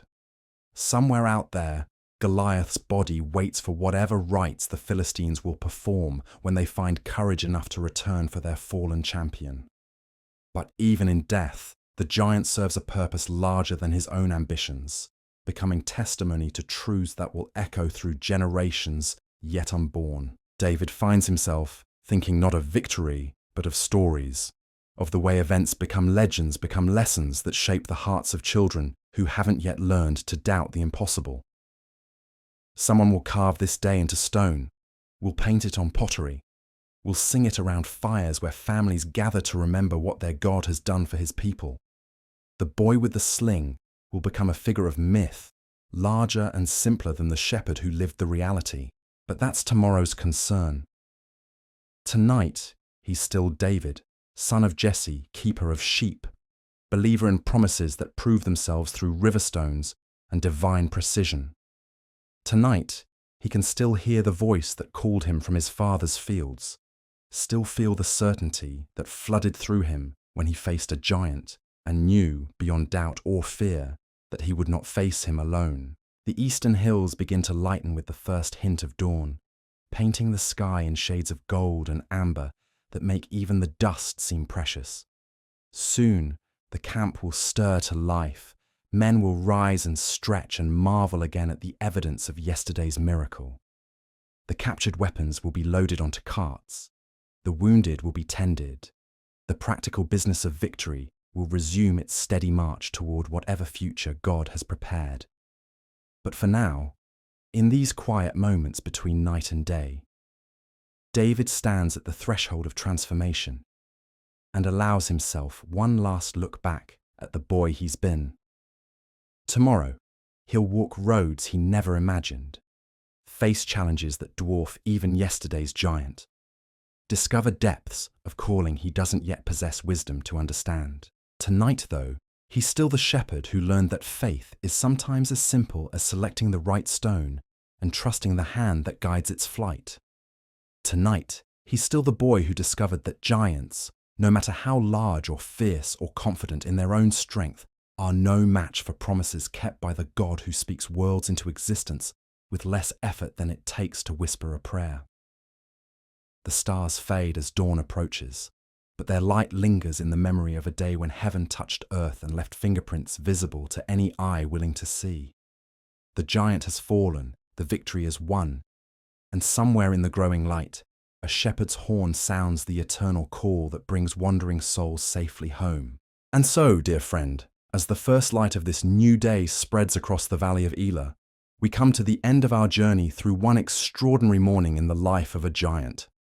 We've walked with Goliath through his final dawn, felt the weight of bronze upon his shoulders, heard the whispered doubts that even giants carry in the quiet spaces of their hearts.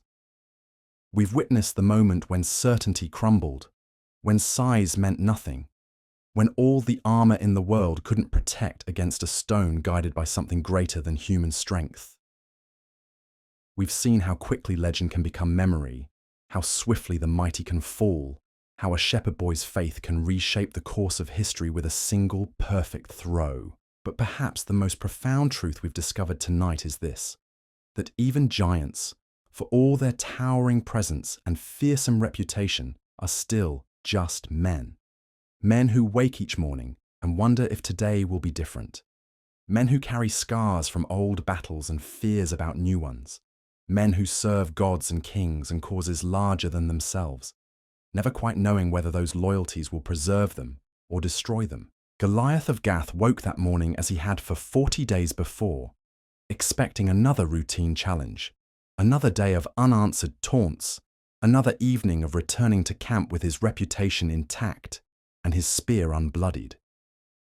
He had no way of knowing that across the valley, a boy was already choosing stones, that divine purposes were aligning like stars in their courses, that his story was about to become part of something infinitely larger than himself. In the end, perhaps that's what makes this tale so compelling, so enduring, so perfectly suited for the quiet hours when sleep calls us home. It reminds us that every day might be the day everything changes, that giants fall and shepherd boys rise, that faith, when it's real and tested and refined by the fires of impossible circumstances, can indeed move mountains, or at least bring them crashing down to earth where the rest of us can finally see them clearly. The morning sun climbs higher now over our ancient valley, and somewhere in the distance we can hear the sound of armies stirring, of messengers mounting horses, of stories beginning their long journey from battlefield to legend, to the whispered prayers of children who dream of facing their own giants with nothing but smooth stones and steady faith. But that's their story to tell, their battles to fight, their faith to test against whatever bronze and iron the world sets before them.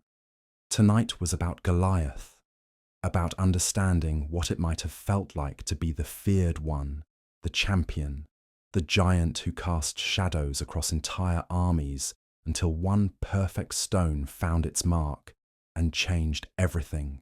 Rest now, friend. Let the weight of the day settle into the quiet places where dreams are born. Let your breathing slow like the evening wind across ancient hills. The giants you face tomorrow, whatever form they take, whatever armor they wear, whatever voices they use to challenge your faith, remember this: they too are mortal. They too can fall. They too are no match for stones guided by hands that trust in promises older than empires. Close your eyes now. Let the bronze grow quiet. Let the dust settle. Let the echoes of this ancient day fade into the peaceful darkness where all stories eventually find their rest. The shepherd boy has become a king. The giant has returned to earth. And you, dear listener, have walked with them both through one extraordinary morning, when the impossible became possible and faith proved stronger than bronze. Sleep well, dream deeply, and remember always that no giant, however mighty, can stand against the power of a heart that truly believes.